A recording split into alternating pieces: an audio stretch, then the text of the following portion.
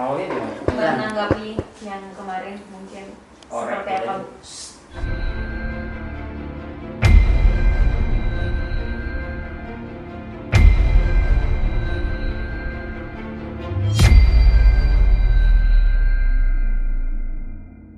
Atas pernyataan dari Mas Reski mengenai tes DNA. Ya, kemarin kan sebenarnya Reski dan Citra ya, didampingi Citra sudah menyampaikan informasi yang cukup lengkap ya, statement yang juga cukup tegas untuk semua orang ya yang peduli dengan masalah ini. Jadi Reski sudah secara tegas menyatakan bahwa Reski tidak menolak untuk melakukan DNA. Artinya Reski siap ya, disupport juga oleh Citra, siap melakukan DNA apapun hasilnya ya. Reski dan Citra juga siap menerima konsekuensinya itu. Artinya kalau memang itu adalah anak dari Reski Aditya, anak biologis, maka tentu Reski punya kewajiban ya untuk menafkahi, bukan hanya menafkahi secara lahir, tapi juga menafkahi secara batin. Artinya anak, apalagi anak masih di bawah umur ya, Naira kalau memang terbukti sebagai anak biologis dari Reski Aditya, tentu Reski Aditya dan juga istrinya akan welcome ya, menyayanginya, pintu rumah terbuka lebar untuk dia gitu. Oke. Menanggapi dari pihak penggugat itu kan pernah menyatakan bahwa Reski beberapa kali menolak dan dalam podcast Reski tadi malam menyatakan bahwa ada ketentuan-ketentuan yang diminta dari pihak penggugat kepada Reski. Mungkin bisa dijelaskan ya? Ya, ini yang perlu diluruskan ya. Reski itu tidak pernah menolak untuk melakukan DNA ya. Jadi permohonan DNA itu dulu pernah disampaikan pada proses persidangan. Persidangan itu sudah ada waktu itu putusan sela ya, yang menyatakan eksepsi tidak diterima. Lalu kemudian di perjalanan ya, ini mesti diberitahu, di perjalanan baru kemudian ada tambahan lawyer ya, meminta untuk tes DNA. Lalu hakim pada waktu itu yang berwenang, jadi bukan kami ya, yang berwenang untuk menentukan boleh atau tidak boleh gitu. Dan memang tidak ada presiden dalam persidangan itu ya. Setelah kita putusan sela, tiba-tiba kemudian ada permohonan lagi gitu ya. Nah itu saya tidak bisa campuri karena itu memang kebijakan hakim waktu itu. Nah sesaat setelah menang ini yang tidak banyak diketahui orang ya. Sesaat setelah menang di pengadilan negeri, justru Reski menghubungi saya, Tante, event udah menang ya kan, saya supaya nyaman enak tidur ya, demi kemanusiaan saya mau ini sebenarnya gini, demi memutus keraguan waktu itu ya kan, saya mau DNA. Oke sayang, kalau kamu mau DNA saya dukung penuh. Dan saya tanya Citra, are you sure ya kan kamu mensupport suami kamu untuk melakukan tes DNA? Citra bilang saya siap Tante. Nah itu kemudian ada pertemuan. Jadi kami sebenarnya sudah bertemu 2 kali dengan pihak penggugat waktu itu ya, sebelum putusan banding ini keluar. Jadi setelah kita menang ya, kita bertemu waktu itu di bulan Ramadan ya kalau nggak salah. Bahkan saya juga sudah bertemu dengan Naira gitu. Kan tidak ada yang tahu ya, dan tidak perlu saya blow up di media. Saya sudah bertemu dengan Naira ya kan.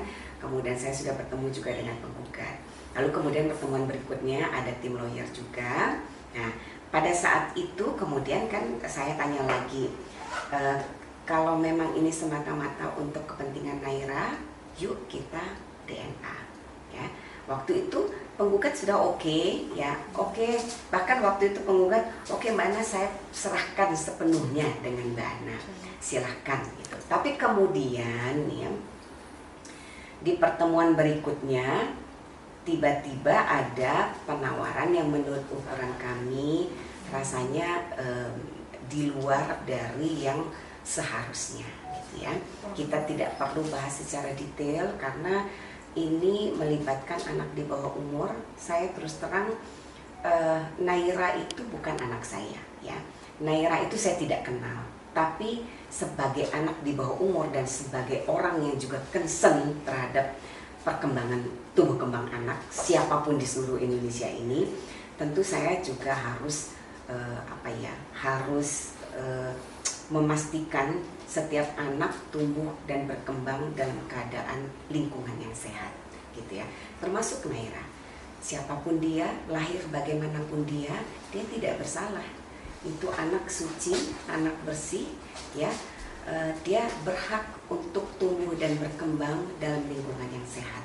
Nah, itu yang menjadi pertimbangan kita. Sudah cukup enough, gitu ya. Ini sudah selesai.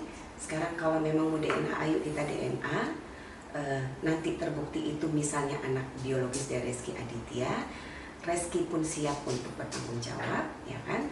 Bahkan tidak hanya memberi uang, ya, karena anak-anak itu tumbuh dan berkembang bukan butuh dibiayai secara materi saja, gitu, tapi juga butuh kasih sayang, butuh lingkungan yang sehat. Nah, saya sudah panjang lebar ya bicara dengan Reski. Yang paling penting yang kalian perlu tahu, ya, yang saya ajak bicara lebih dalam itu Citra. Karena dalam kasus ini, ya, yang paling merasakan dampak itu adalah Citra. Ya, kalian juga di luar sana, para penonton, ya, pemirsa semua, kalian pasti ketika ada persoalan seperti ini, pastilah, ya, tidak akan bisa dipungkiri, pasti shock, pasti stres, pasti hancur lebur, sudah pasti, nggak mungkin enggak gitu. Nah, tapi kebesaran hati Citra, ya, alhamdulillah, bener-bener saya luar biasa. Citra tuh masih muda banget, ya, sangat-sangat muda, ibu muda. Sudah saya anggap seperti anak saya sendiri. Menurut saya untuk ukuran perempuan muda menghadapi persoalan ini menurut saya luar biasa, ya. Di balik itu kalian tidak perlu tahu bagaimana cerita menangisnya, ya kan, bagaimana hancurnya, ya kan, tapi dia mampu bangkit, ya. Artinya proses ini tidak semudah yang kalian pikir, ya. Pemberitaan yang luar biasa itu tentu sangat menyakiti Citra. Tapi Reski lagi-lagi, ya, saya juga salut sebagai kepala keluarga, dia juga masih muda, ya. Ini adalah masa lalu Reski yang dulu masih sangat muda. Semua orang pernah melakukan kesalahan, ya. Kita semua nggak ada yang sempurna. Pasti kita pernah punya kesalahan. Tapi Reski berani, ya, bicara dengan Citra. Persoalannya seperti ini, ceritanya seperti ini. Lalu kemudian Citra menerima, ya. Reski meminta maaf, ya, kalau sampai sudah menyakiti Citra, tapi Citra menerima dengan lapang dada. Itu menurut saya luar biasa. Dan proses itu bukan hal yang mudah.